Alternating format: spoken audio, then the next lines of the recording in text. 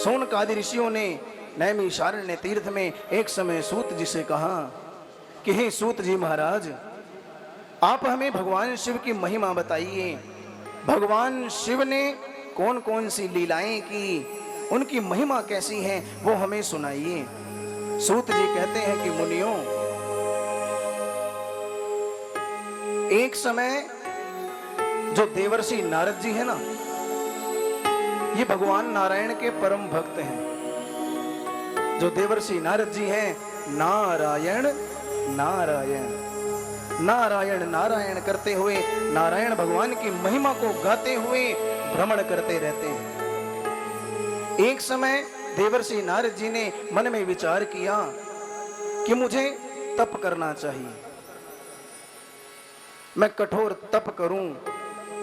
तो तप के लिए नारद जी हिमालय पर्वत पर आए और हिमालय में एक गुफा के अंदर बैठ करके नारद जी ने एक सुंदर सा आसन लगाया।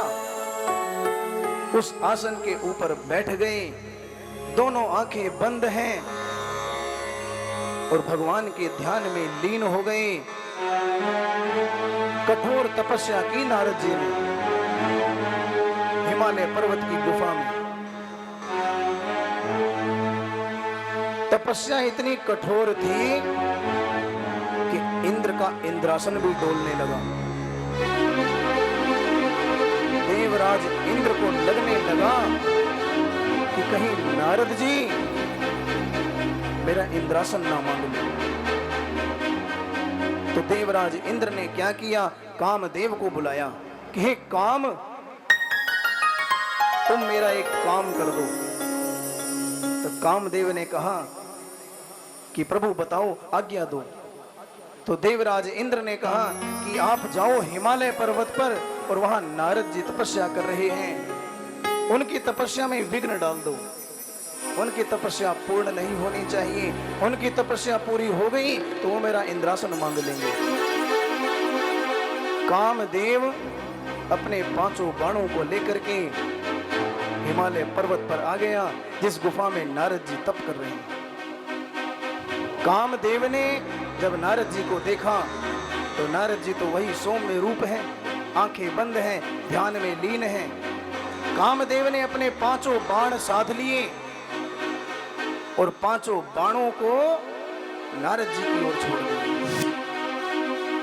5 बाण जाकर के नारद जी को लगे,